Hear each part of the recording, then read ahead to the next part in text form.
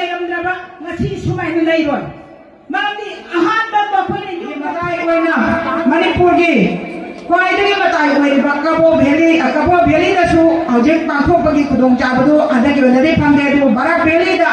ꯑꯃꯗꯤ ꯑꯁꯥꯝꯗ ꯑꯗꯨꯗ ꯅꯠꯇꯅ ꯑꯇꯣꯞꯄ ꯃꯐꯝꯗ ꯆꯍꯤ ꯈꯨꯗꯤꯡꯒꯤ ꯄꯥꯡꯊꯣꯛꯇꯨꯅ ꯂꯥꯛꯄꯗꯣ ꯍꯟꯗꯛꯀꯤ ꯑꯣꯏꯔꯤꯕ ꯊꯧꯗꯣꯛꯁꯤꯗ ꯏꯝꯐꯥꯜ ꯃꯅꯨꯡꯗ ꯆꯥꯎꯅ ꯄꯥꯡꯊꯣꯛꯑꯒꯁꯨ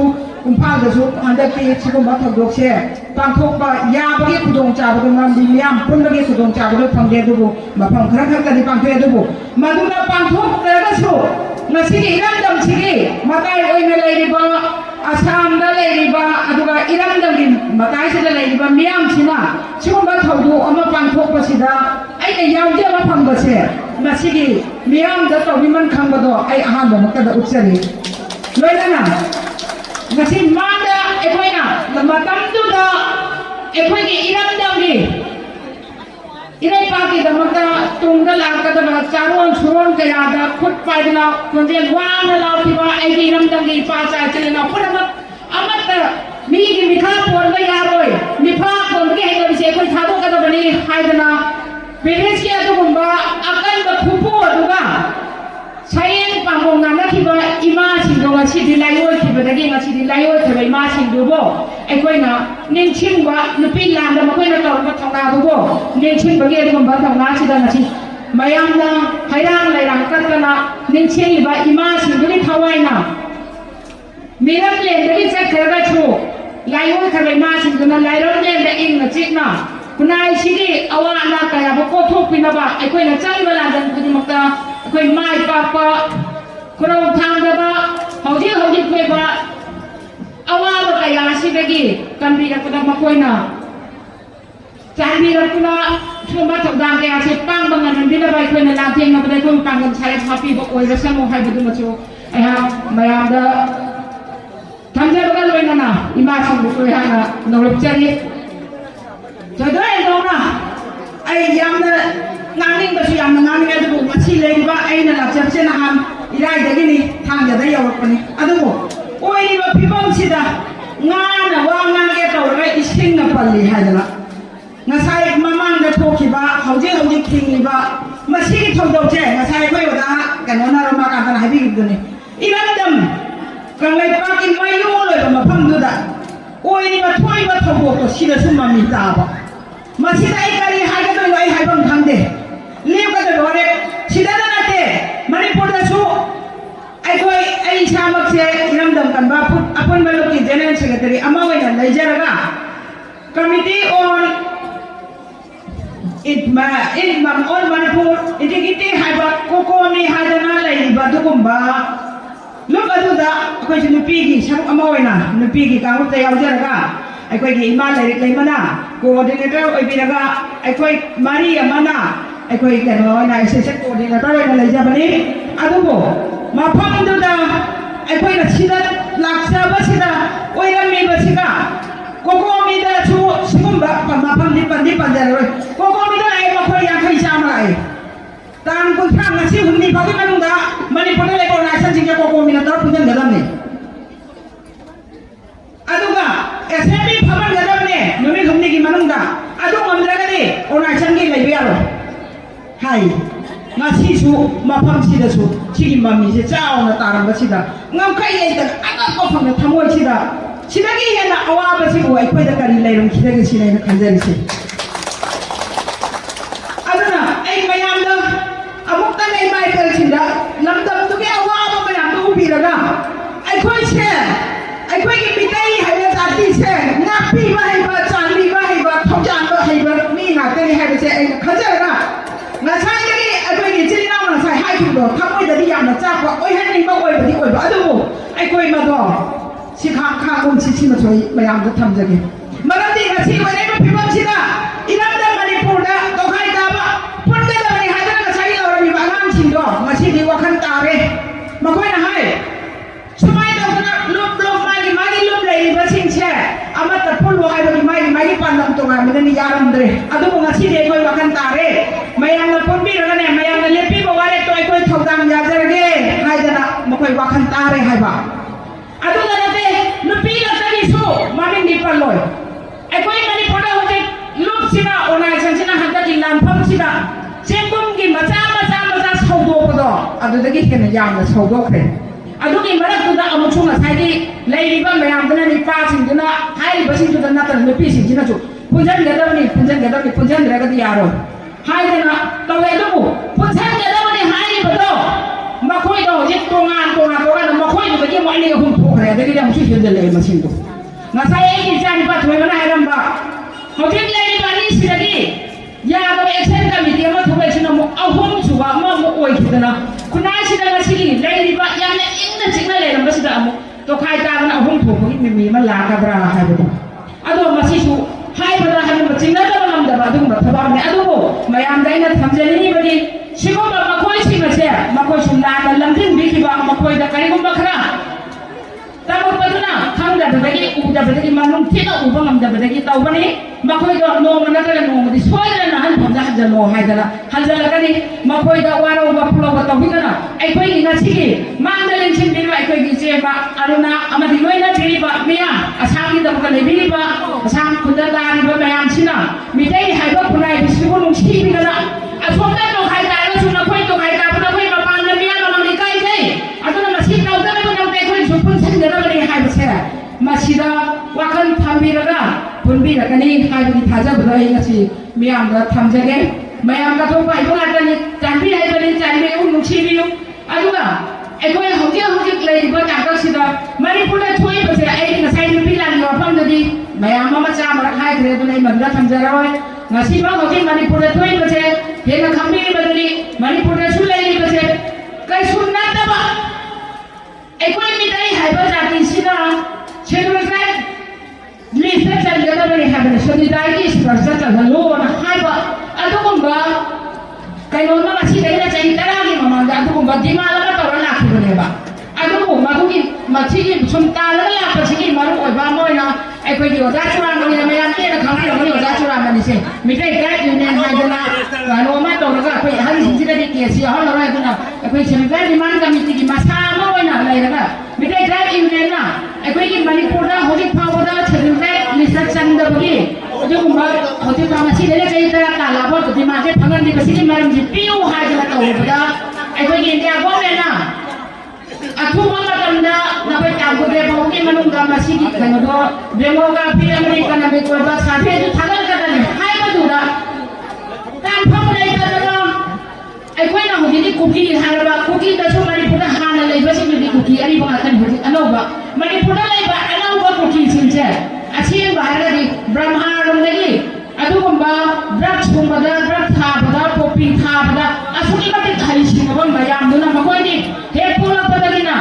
ꯉꯁꯤ ꯐꯥꯎꯗ ꯄꯣꯛꯄꯗꯒꯤ ꯍꯧꯖꯤꯛꯇ ꯍꯪꯉꯥ ꯍꯥꯏꯅ ꯍꯥꯃꯦꯡꯒꯤ ꯑꯩꯈꯣꯏꯒꯤ ꯏꯃꯥ ꯗꯨꯔꯒꯥ ꯂꯣꯏꯈ꯭ꯔꯕ ꯍꯥꯏ ꯑꯗꯨꯃꯥꯏꯅ ꯅꯣꯡꯃꯩ ꯀꯔꯥꯏ ꯂꯩꯒꯦ ꯁꯥ ꯀꯥꯜꯂꯨꯒꯦ ꯍꯥꯏꯕ ꯃꯤ ꯀꯛꯎꯒꯦ ꯍꯥꯏꯕ ꯑꯗꯨꯝꯕ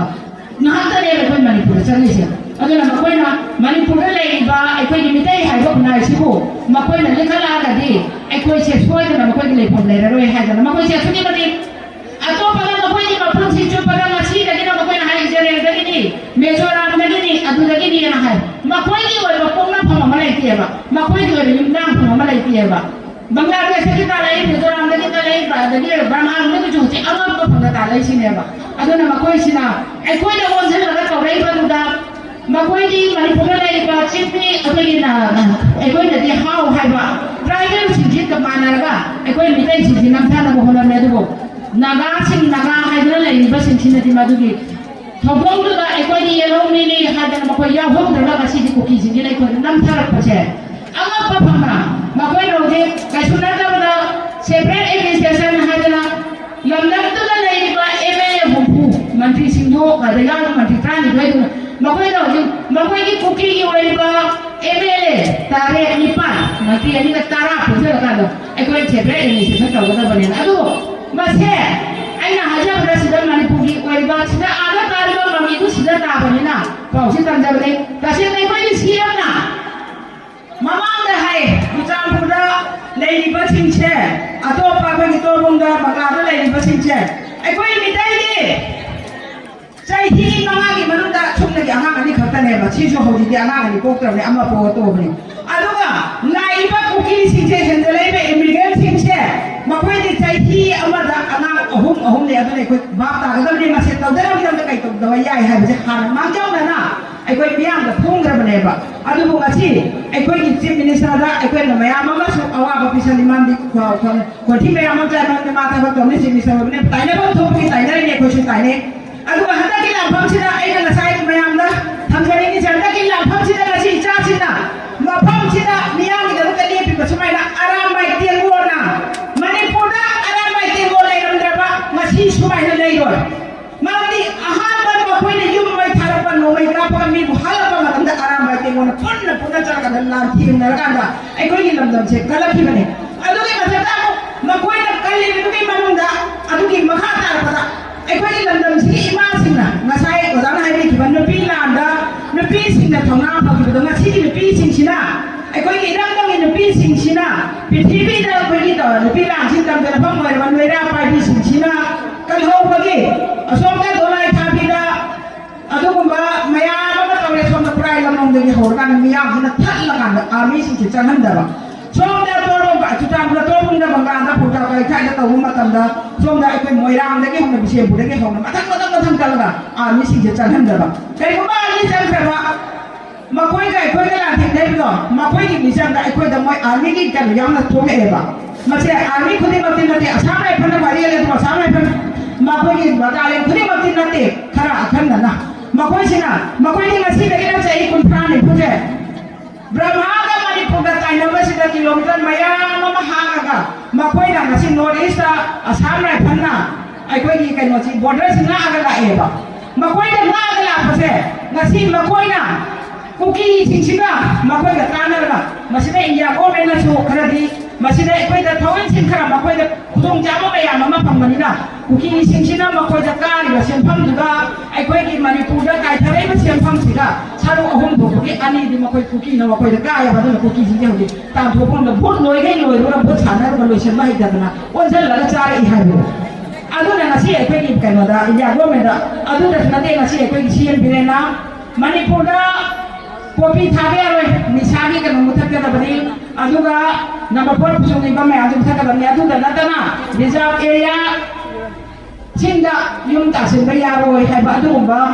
sada kan wala ma pusong da cabinet decision ma no ru ba do adu na ma koi se ma koi na madu gi du da ta ka ekoi ki na chai se du dai ki du da o jai la da ma koi ka se principle phang da ya mani pone matam du ekoi ni dai sina ka ri ba se du dai phang ra ka diมาคุยกันเลยดีว่าไอ้คนมาในพุทธเสียประเด็นต่างอย่างน้อยนะท่านนี่มาส่งเด็กมาเตะมาการเล่นดีแต่ที่มาเตะกันหลบเส้นมาคนไหนไม่อย่างนี้ไม่ได้ให้ก็จากที่สิ่งนั้นให้กันมาคุยกันเสียประเด็นเอ็มเซชันการมาได้ไอ้คนนี้ไม่ได้เดินใจนะพี่มาโทรกันเลยดีgovernment se India government India ni manung gale India government da tai na ga da bani adu da na mani government da apai ki chi CM pire na ha na kai ga da bani sumai to lai khoi che ai khoi ki wai ba ki ma ma piu ma se hai na ki na ma ka na ai khoi ki chi mi sa wa ga lai ni adu ni India government na ta ga da bani hai ga da bani ha ba atam na ma khoi nai khoi che cha thong na ho na la si da lam dam chi da lai ba myam chi na chu ta bi ni ba u bi ni si na chu ai khoi da pangal ki thong na na da ba interest of the common power pidana mapalam dam da se koi leiri ko haidana ngasin kaya ma dali da dai ba to ba ma da dai ba me an si ya bi amre ato ba to pasin dai koi da maya ma lan nai ba lan pang ni pasin du da pipi da na ngasin phau da ma koi ki wa da na ma cha bu ma kan du se ba pan man ko da lei ba me an si di adu ba tha da pi ra pasin du da achau ba ma te ma koi ni ba ne ba aduna ai koi ki manipur da leiri ba ilai pa cha sin du na awa bata ba matam sila kasi sila lai di ba mayam sila asumya ta ba mani di ba manana ai ko siya amaga tawag na lai kadi ngasi ba nasai hai di ba ai ko ki kundal ai masak ki kham dei ai pau di pham na dai ai adu ga khai di ba ba ko doren sila lai doren na sai che kasi sila la ai ko ga dai doren na pau pham na na ko ko ga ma ka ta tor kan sila ai na sarap yale ka na mayam do mayam mo na ai ko mo hum mari mo na kan ga betul ni kata hobe adu ai ko ni ji ma yaw ka da ne du si do ma ki ka ko ma sa da kudong ja da ka lai ba dagi ai ko ko mi da yaw na ba lu ka ma ki le ho ba le do ma yaw ma ma da ne ai han na che ni ji ma yam si da ai ko ni pau dam si tam ja ra si da ki mi yam na ai ko ki da ka sabar pi da na si manipur da thoki ba thobo asal na amona thoki da ba thobo to manipur da thoki ba du si da kin si da ga ai ko ki ni ko ai ko ki pari puri da ko ki pai ma chi ma ka si lam dam si da lai ba ko ki e gi mari o ri ba pa chai chi na chi na ก็มีมาเสียอาชุกินมาดิมียามเดินมาเพราะเป่าคนตัวเองนั่นตั้งใจรู้กี่ทงนาตัวอาดูมียามนะฮัปปี้มาเสียไอ้นั่นเขาเลยมียามนั่นเนี่ยไปที่เวลาไหนอย่าลาอันนู้ลาก็ที่สิ่งที่มียามที่จะมาถึงไปต้องการที่มาอยากก็ไอ้คนใกล้ใจใครอาดูชิวมันถูกวัวมาสบายต้องการสิ่งสมัยนั้นตลอดมาสิ่งทำว่าจะน้อยมาชูเผาว่ะก็นิ่งมาชูเผาว่ะไอ้ให้พ่อทำเดียงานกับตัวนะงานนุ่งเดียงานกับตัวไม่ยามงานกันนี่อาดูช่วยมาถูกลูกสิละไอ้น้องที่ทำอย่างนี้เขาจะเลยที่ว่าการก็สิละมณีปูให้ว่าว่าให้สินะไอ้คนที่มีทัวร์มาเนี่ยนะแต่มันก็ตายจริงเราถึงจะเป็นยังลงไปสินะแล้วสิ่งที่ไอ้คนที่คุณจะรวยนั่นสิ่งที่มันมาใช้ที่เอ็กเซนต์คอมมิตี้ให้เราเอ็กเซนต์คอมมิตี้do ngarang ke puro pengakaran na saiki mi lu sai ni jere ko orang macam ni ngarang po pane apa ado makoi do cai ba mata ba masai hai ba mai na ma tom da wa kan ta jara kan ga me yang ma tung da tak na tam nei lo chenu phan ka ba mai hi ko masana ma tom da tak na pa cha hi da to ni me yang ma da tha kan ga makoi do ko ta ba ta pa ta ha lu ya ro na ta ko we ro ado na jik lei ni ba ai ko ki asom da ta ba am pa ki kam ko du su no ma dispoy da na wa kan ta la kan ga amani pulai pulai okay ai ko ko me da pulai che masih asina la iba ko ki tami sini ki ma mo aduga kan ki pi samaj ni bas masine isen ki ai ko ki premita bi ta tu hai bane ma ko ai ko punna ko mi da thaba ka ni bane ba mani puda na pulla ga sina na pundri se gani ki no aduga toman ba adike punna ba orang Israel sini malah mereka su kan cuma sahaja mereka mereka tu makhluk bayam mereka mereka tu pun mengambil Cina Indonesia ni paham sih Cina ni tu paham sih Cina dokter ni lain tak paham sih hanya main dia kita makan mereka tahu bayam mereka nak celuk bayam mereka ya pak atau si bomba lepas tu lepas tahu bawa mah apun bawa bersih tadi ikut pun na magi akan lalu pupuk akan pun akan pupuk ini benar kan Nana, kalau sina, cerita di kampung sina sudah mama dah tahu ba, zaman apa, Hindu dah, atau kerana mana, jatuh ke sini, mama lagi ni na, kerana mana sudah tahu ba, atau orang lain kami tidak, cerita ni nasi gay, sini mama cerita ini nasi gay, hanya kayu orang tahu begini, dia nak bawa begini apa, atau siapa ba, lambat sila, lambat dia apa lambat pula, mayam sini cai sini apa kita nunda, kamu kau tahu, nama sini thorang sila. ไอ้คุยน่ะมียามเด้อเป่าเย็นพี่แล้วน่ะตรงเด้อล่ะก็ต้องมียามเด้อไอ้คุยที่อีมาชินเด้อเรามาถอดดานบ่ไอ้คุยชุนเล่าชีไอ้คุยชุนายชีกันเราโจมาถอดดานยาชีให้บ่อาบ่ดาบ่กันขนาดไหนนะก็ไอ้คุยน่ะชีขนาดอีบ่สุนัยน่ะขนาดละน่ะก็มียามเด้อชีนี่มาค้าตาก็เจไอ้คุยน่ะอาหารชินนี่ก็ชีมาเด้อชินบิกินว่าอาหารชินน่ะไอ้คุยบ่ลำทิ้งเบียร์มาก็ชีไหลว่างานชินน่ะไม่น่ะไว้ตามสัมอีเลยเนี่ยบ่มาชีเอามาจะจังสิมีเราใช้ที่อ่างนี่พี่มาจ้าชินน่ะมาไว้แล้วว่ามาดำเนินตระกันน่ะมาทั้งไม่กี่ไว้มาจะที่ได้ขนาดมาตั้งแต่ดำเนินสิแต่สุดไม่น่ะไว้ตามนะสักคนว่าเด้อมาทั้งจะเอากันให้ยังเจ้าวันชวนเผากันเรียบปันไหนกันน่ะไอ้คุยนี่อันตัวมักเลยโหนั่นแล้วพี่เผาด่านชีแต่เดี๋ยวเนี่ยจริงเลยไม่ใช่ได้คุยลำนั้นว่าไปตากันในคุยชีเราก็ได้มันนี่ให้ว่าขนมใช่ผู้ชมไม่นานนะต้องตระกันดิยุ่งแต่ไม่ได้มาถ่ายอะไรที่ไม่ไหลยุ่งแต่ไม่ถ่ายไม่ได้ถ่ายแล้วกันไหนคุยลำเดิมทุกคนไม่เอานะครั้งเดียวครั้งไหนKasih nama saya, makoi tu, makoi dah ngam bernati ko, saya bernati makoi buat dia bernati. Makoi dia suka kalau beri soal dia muai dah kali gua makara hai pakai jauh mana ba. Kali gua makara muai mana ta apa semai tu orang dia koi tahu dah. Nak terkan na, koi ni hoki saya, makoi cing mereka kai di mamai koi kalau isaru, haudong di mamai koi jadi hai dah na, tu pun bayar mam sulah ini ba. Asyik mana masih, ada semua ba, koi orang masih, ada pun masih apa nama masih. Aina tahu na aina panggil, mayang tahu na mana pamani mo na phatana do magja giseno ai koi na phatana do magja giseno ado ai koi ni thauja lai ba char bi ba lokshan bai ba the bai ba mia ba chayo ra yo pha ba ai koi ni mitai hai ba punai si da na si pha ba chayo na yo phaja da ni kai se lai ka ni prithvi pum ba ni la ka ko mani pu da ta ba ya ni na si pu pha le sarwa le na pu pha ba anang ni ngamok yang na cha ro phang de na mani pu da ji kuki na makoi ko lokshan la koi na thamu ba ke koi ni lam ji moi ai koi ni utang ni na nasi ayam je kata sini uji tak kau lihat saja harga luar marah kasar lagi umma pun tu tam marah nahan kasar lagi pasar asu nahan satu udukan han bangan dia ba aduna kuki na lawai baca utang buli sajam ne aduna kau masih maru utang dah betai uduk sadar lah pun dah betai kau uji mana pun dah lagi belan saya nasi jadi nak hayang jadi nak luar jadi hayang lebih แต่เชียงนะมาชินได้ค่อยนะอาการเรื่องของมุกระบะเลยเช่นบางวันอะไรมุกระบะยานาบางมายานาบางให้ได้มาชินเป็นตัวเจ้าเป็นตัวการนั่นเลยจะหาตัวปกติกล้วยรอยอาตาเรื่องมาขังอาการดูดเดี๋ยวมันเหนื่อยบ้านดูดนมาค่อยนับเป็นชีวิตมุขนะไอ้ค่อยจะสุขุมมันหลักแต่ว่าให้บอกว่าให้ดูมันหลักแต่ว่านักแล้วก็นำมาค่อยกินไอ้เมื่อกี้สิ่งเดียวมาค่อยนะมากระทบกับงงแล้วก็มีผลดังบ่ไอ้คนเนี่ยเริ่มว่าดูดมันพูดอะไรดีบ้าไอ้ค่อยกินจะไม่ย้ายลำดับอะไรดีบ้าสิ่งข้างนั้นนะเลยดีบ้าลำดับสิ่งอะไรบ้ายามนะชูว่าใครlagi pangan lagi atau kayak gimana lagi atau pasien lagi tuh lagi aman lo pangan ni lah kan aku dah cerita tahu tu lah teman-teman manipulasi lagi berian masuk ke pangan thonga motor head lagi kalau kayak kita macam sikit punai sikit dah motor katuk pun thonga tu betul ke betul dah maya nasi ngambil pina biu atau maya nasi ngambil thonga katuk tu orang macam dah manipulasi jadi bahผ่านไปวันนั้นเลยหายไปแล้วพวกเยอะแล้วเจ้าเดียวกันเลยบ้าไอ้คนที่รู้ชีวิตผู้ละว่าน่าแก่ผู้ชาวงานเดียวมันไม่ก็สิ่งที่ผู้ชาวงานเดียวบ้ามาทำให้ดูว่าไอ้คนนั้นสิคุณนายสิได้ยินบ้าไม่ได้หายไปจากที่เช่บ้าคนที่คนนี้มาเช่ทุกน้ำมันอะไรตัวก็หายไปสิ่งยามสิจะตั้งสิ่งที่ทำงานว่าเป็นมินสิหายไปตรงนี้แต่เช่นนั้นบ้าไอ้คนที่เขาที่ไอ้เงินใส่จะหายเยอะตรงนี้ไอ้ดีมากขนาดไอ้ดีป้ามาสักครั้งนี้ไอ้ดีมานะอีป้ามาสักครั้งแต่ก็ที่ไอ้เสียลำดาสระเนี่ยอันนั้นก็สิ่งสิ่งเลยพี่มาสิ่งเช่ไอ้อีมาเช่อีมาเลยบ้าเช่สินะอีป้ามาสักตาพี่เนี่ยบ้าอันนั้นอีมาเลยบ้าเช่แต่ที่เห็นบ้าควายที่เห็นนุ่งชีบเช่กันนี่น้องควายที่เห็นนุ่งชีบดีอีมาเลยบ้านี่นุ่งชีบดีนุ่งชีบเช่พวกเราฟังอีมาลำดาเนี่ยบ้าว่าฟังเช่ไอ้ยามเห็นทำได้ไรบ้าหลักก็ได้บ้าไอ้เพื่อนก็ใช้ให้นักบ้าบิสุพิอาชินเขาจะเลยบ้าบาราเวลีได้เลยบ้าสามได้เลยบ้าบิสุพิอาชินที่มันนี่พูดกัน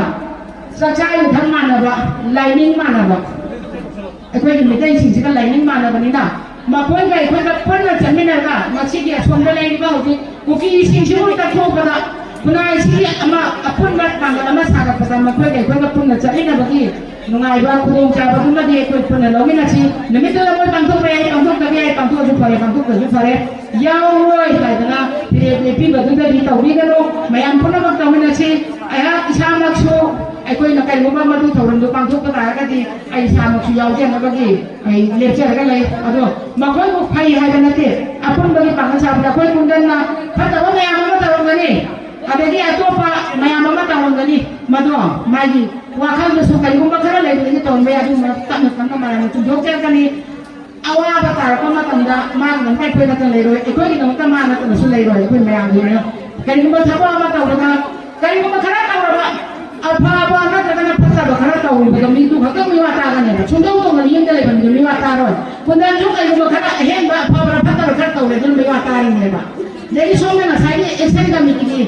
isi nau sing beso makai apa bagaimana kalau patah bertawa kira tahu ya betul liwat tahu ini ba apa tahu orang matong dah kita nak tunda perlu mangkir dua cenu apa boleh orang hingga tahu orang ekor pernah sukses ni jaga pernah isi bukan benda iram dan manipur bukan benda asam dah lagi ba nasi di mapang sih lagi ba miam pernah makna thogdang ya bila kan ni hari di fajar betul kerja jaga ayam hendak ngamin dengan kita bawa miam dari so ini jangan bang kandi ekor itu tu manipur dah cari sih muka cakap cakap manipur dah tahu ni sihไอ้คนชื่อว่างานก็อยากดีไม่เอามาต้องงานกันมาทั้งงานกับเด็กมานิ่งกับพัฒนาบอกว่าให้มันมีหนังงานกันมาเลยช่วยงานนี่ให้จริงๆนั่นคนบ้าว่าจะทำยังไงให้ว่าจะทำยังไงก็มาต้องทำได้ก็ได้หรอกพวกให้เสร็จมาเลยมาใส่ที่มาฆ่าที่งานก็สิบวันที่มาต้องจะมาสมัยต้องทำไมว่าจะทำส่งว่าทำเยอะก็มาให้พวกให้ดูตาว่าจะทำเยอะก็มาให้ดูปากกาเนี่ยมาคนบ้าไม่ได้กันเยอะก็ว่าทำเยอะก็มาเยี่ยมมาให้เนี่ยมาดูเขาปวดหัวก็มาเรียกเห็นป่ะPada betul kan putwa kan itu mayam dia salah sanba. Cukup mayam sih lagi mana? Kau lebar cek di tang di, hujung lebar kalian sih tak. Awal kali ngampai hai betul. Hendak kisi tak kali kumpa mayam sih nak tahu dah jadi orang hujung cek. Kau ni London Manipur danya. Mai hora jauh apa? London sih lagi mayam sih cu yang nak mai wai apa macam sih dah. Kau pun nak kat negara gadi. Kau tunggu pitri pitri lebar. Jati kaya mana sih nama macam mana leh nama demam tiba mut tiba mayam apa ya le, aduna siapa macam dok sih kau pun nak yang mana hong terjadi, kau mang tiba jati sekali manungga, kau cukup oi hai ni le tiada na, pun masih kami neraga, Manipur dah le jika mayam dah loy nana, sanksi lepas konjang kau macam tahu na happy ro, pangan happy ro, khabar happy ro, ꯑꯗꯨꯗꯒꯤ ꯀꯩꯅꯣꯗ ꯈꯣꯜꯂꯥꯎ ꯑꯣꯏꯅ ꯂꯥꯎꯕꯤꯔꯛꯎ ꯃꯈꯣꯏꯗ ꯂꯩꯔꯤꯕ ꯀꯨꯀꯤꯁꯤꯡꯗ ꯑꯩꯈꯣꯏꯅ ꯄꯤꯒꯗꯕ ꯄꯔꯥ ꯇꯝꯕꯤꯒꯗꯕꯗꯣ ꯑꯩꯈꯣꯏꯅ ꯈꯪꯗ꯭ꯔꯒꯁꯨ ꯂꯩꯔꯤꯕ ꯂꯝꯗꯝꯁꯤꯒꯤ ꯃꯤꯌꯥꯝꯁꯤꯅ ꯈꯟꯅꯔꯒ ꯁꯤ ꯇꯧꯁꯦ ꯍꯥꯏꯕꯗꯨꯗ ꯑꯩꯈꯣꯏꯁꯨ ꯑꯗꯨꯃꯛ ꯁꯔꯨꯛ ꯌꯥꯕꯒꯤ ꯇꯥꯟꯖꯥꯗꯣ ꯑꯩꯈꯣꯏꯅ ꯌꯥꯝꯅ ꯍꯦꯟꯅ ꯑꯩ ꯉꯥꯡꯖꯔꯔꯣꯏ ꯃꯇꯥꯡ ꯑꯁꯤꯗ ꯑꯩ ꯇꯦꯟꯁꯤꯟꯖꯒꯦ ꯄꯨꯝꯅꯃꯛ ꯄꯨꯟꯅ ꯎꯠꯆꯔꯒ ꯉꯁꯤ ꯍꯥꯏꯕ ꯅꯨꯃꯤꯠꯁꯤꯗꯗꯤ ꯏꯃꯥ ꯂꯩꯕꯥꯛ ꯃꯅꯤꯄꯨꯔ ꯀꯟꯕꯗ ꯂꯝꯗꯝꯁꯤꯗ ꯂꯩꯕ ꯃꯤꯌꯥꯝꯅꯁꯨ ꯁꯔꯨꯛ ꯌꯥꯕꯤꯔꯛꯀꯅꯤ ꯍꯥꯏꯕꯒꯤ ꯊꯥꯖꯕꯗ ꯌꯥꯝ ꯊꯝꯖꯒꯦ ꯑꯗꯨꯒ ꯂꯥꯛꯀꯗꯧꯔꯤꯕ ꯅꯨꯄꯤ ꯂꯥꯟ ꯈꯛꯇ ꯅꯠꯇꯦ ꯃꯅꯤꯄꯨꯔꯒꯤ ꯑꯣꯏꯕ ꯑꯗꯨꯒ ꯑꯩꯈꯣꯏꯒꯤ ꯁꯤꯗ ꯂꯩꯕ ꯀꯁꯥꯔ ꯂꯝꯗꯝꯗ ꯂꯩꯔꯤꯕ ꯑꯁꯥꯝꯗ ꯂꯩꯔꯤꯕ ꯃꯤꯌꯥꯝꯅ ꯑꯋꯥꯕ ꯇꯥꯔꯛꯄ ꯃꯇꯝꯗ ꯅꯨꯡꯉꯥꯏꯕ ꯑꯣꯏꯔꯛꯄ ꯃꯇꯝꯗ ꯑꯩꯈꯣꯏꯕꯨꯁꯨ ꯁꯔꯨꯛ ꯌꯥꯍꯟꯕꯤꯌꯨ ꯑꯩꯈꯣꯏꯗ ꯇꯧꯕ ꯃꯇꯝꯗꯁꯨ ꯂꯥꯛꯄꯤꯌꯨ ꯑꯩꯈꯣꯏꯒꯤ ꯏꯀꯥꯏꯒꯤ ꯑꯣꯏꯕ ꯆꯍꯤ ꯑꯃꯒꯤ ꯑꯣꯏꯕ ꯀꯦꯂꯦꯟꯗꯔ ꯋꯥꯔ ꯑꯅꯤꯈꯛ ꯂꯩꯖꯩ ꯑꯃꯅ ꯁꯖꯤꯕꯨꯒꯤ 14ꯅꯤ ꯄꯥꯟꯕꯗ ꯁꯖꯤꯕꯨ ꯈꯨꯗꯣꯜ ꯇꯝꯕ ꯏꯒꯤ ꯈꯣꯡꯒꯨꯜ ꯂꯤꯕ ꯍꯥꯏꯗꯅ ꯑꯗꯨꯒ ꯖꯨꯟꯒꯤ 12ꯗ ꯈꯨꯟꯅꯥꯏ ꯌꯣꯛꯈꯠꯄꯤ ꯏꯃꯥꯁꯤꯡꯗ ꯈꯨꯗꯣꯜ ꯇꯝꯖꯕ ꯂꯩꯀꯥꯏ ꯈꯨꯟꯗꯕ ꯍꯥꯏꯗꯅ ꯑꯃ ꯂꯩ ꯃꯗꯨꯅ ꯑꯩꯈꯣꯏꯒꯤ ꯈꯨꯟꯅꯥꯏꯁꯤꯒꯤ ꯆꯌꯥꯝ ꯄꯣꯛꯄꯤ ꯏꯃꯥꯁꯤꯡꯗ ꯑꯩꯈꯣꯏꯅ ꯈꯨꯗꯣꯜ ꯇꯝꯖꯕ ꯑꯉꯥꯡ 5ꯗꯒꯤ ꯍꯦꯟꯈꯤꯕꯁꯤꯡꯗ ꯑꯩꯈꯣꯏꯅ ꯑꯉꯥꯡ 5 ꯍꯦꯛ ꯄꯣꯛꯄ ꯇꯥꯔꯒꯗꯤ ꯁꯦꯜ ꯑꯃꯗꯤ ꯌꯦꯡꯌꯥꯟ ꯄꯤ ꯑꯗꯨꯒ ꯃꯌꯥꯝ ꯄꯤꯔꯀꯥꯟꯗ ꯑꯩꯈꯣꯏꯒꯤ ꯈꯨꯟꯅꯥꯏ ꯆꯥꯎꯈꯠꯅꯕ ꯃꯇꯝ ꯑꯃꯗ ꯑꯩꯈꯣꯏꯒꯤ ꯏꯆꯤꯟ ꯏꯅꯥ ꯏꯆꯥꯁꯤꯡꯅ ꯃꯤꯁꯤꯡ ꯂꯩꯔꯝꯕꯁꯤꯡꯗꯣ ꯉꯁꯤꯗꯤ ꯀꯨꯀꯤꯅ ꯍꯦꯟꯖꯜꯂꯛꯄꯗꯒꯤ ꯑꯇꯣꯞ ꯑꯇꯣꯞꯄ ꯏꯁꯤꯡ ꯆꯥꯐꯝ ꯍꯦꯟꯖꯜꯂꯛꯄꯅ ꯑꯩꯈꯣꯏꯅ ꯇꯞꯅ ꯇꯞꯅ ꯑꯃ ꯅꯠꯇ꯭ꯔꯒ ꯑꯅꯤꯅ ꯇꯣꯛꯄꯗꯒꯤ ꯉꯁꯤꯗꯤ ꯃꯅꯤꯄꯨꯔꯗ ꯏꯝꯐꯥꯜ ꯃꯅꯨꯡꯗ ꯃꯌꯥꯝꯅꯗꯤ ꯂꯥꯛ 5 10 13 ꯂꯩ ꯍꯥꯏ ꯍꯧꯈꯤꯕ ꯁꯣꯛ 2012ꯒꯤ ꯀꯩꯅꯣꯗ ꯁꯦꯟꯁꯁꯇꯗꯤ ꯑꯩꯈꯣꯏꯒꯤ ꯃꯤꯇꯩꯁꯦ ꯃꯗꯨꯗ ꯄꯥꯔꯨꯔꯒꯗꯤ ꯁꯨꯞꯅꯒꯤ lakh 3 ꯌꯥꯝꯅꯕꯗ 8ꯇꯒꯤ ꯍꯦꯟꯅ ꯂꯩꯇ꯭ꯔꯕꯅꯤ ꯍꯥꯏꯕ ꯋꯥꯐꯝꯁꯦ ꯈꯛꯇꯪ ꯃꯌꯥꯝꯗ ꯊꯝꯖꯔꯒꯦ ꯃꯌꯥꯝꯅ ꯇꯧꯔꯛꯄ ꯈꯨꯗꯤꯡꯃꯛꯇ ꯑꯩꯈꯣꯏꯕꯨ ꯁꯔꯨꯛ ꯌꯥꯍꯟꯕꯤꯌꯨ ꯃꯊꯪꯒꯤ ꯑꯣꯜꯂꯛꯄꯗ ꯄꯥꯡꯊꯣꯛꯀꯗꯧꯔꯤꯕ ꯅꯨꯄꯤ ꯂꯥꯟꯒꯤꯗꯃꯛꯇ ꯉꯁꯤꯗꯒꯤ ꯑꯩꯍꯥꯛꯅ ꯃꯌꯥꯝꯒ ꯁꯝꯅꯅꯕꯒꯤ ꯇꯥꯟꯖꯥꯗꯨ ꯂꯧꯖꯔꯒ ꯃꯊꯪ ꯑꯣꯜꯂꯛꯄꯗꯗꯤ ꯃꯐꯝꯁꯤꯗ ꯈ꯭ꯋꯥꯏꯗꯒꯤ ꯍꯥꯟꯅ ꯍꯧꯈꯤꯕ ꯃꯐꯝ ꯈ꯭ꯋꯥꯏꯗꯒꯤ ꯍꯦꯟꯅ ꯃꯇꯤꯡ ꯂꯩꯕ ꯃꯐꯝ ꯑꯃꯗ ꯃꯌꯥꯝꯅ ꯑꯩꯈꯣꯏꯒꯤ ꯏꯃꯥꯁꯤꯡꯒꯤ ꯉꯁꯥꯏꯒꯤ ꯀꯩꯅꯣ ꯑꯃ ꯃꯤꯇꯝ ꯑꯃ ꯁꯥꯟꯅꯕꯒꯤ ꯊꯧꯗꯥꯡꯗꯨꯗ ꯑꯩꯁꯨ ꯑꯉꯝꯕ ꯃꯇꯦꯡ ꯄꯥꯡꯖꯅꯕ ꯍꯣꯠꯅꯖꯒꯦ ꯃꯌꯥꯝꯅ ꯃꯗꯨꯃꯇꯪ ꯁꯥꯕ ꯉꯝꯅꯕꯁꯨ ꯍꯣꯠꯅꯃꯤꯟꯅꯁꯤ ꯇꯧꯕ ꯍꯥꯏꯖꯕꯅꯤ ꯄꯨꯝꯅꯃꯛꯄꯨ ꯅꯣꯡꯃꯗ ꯑꯩ ꯇꯦꯟꯁꯤꯟꯖꯒꯦ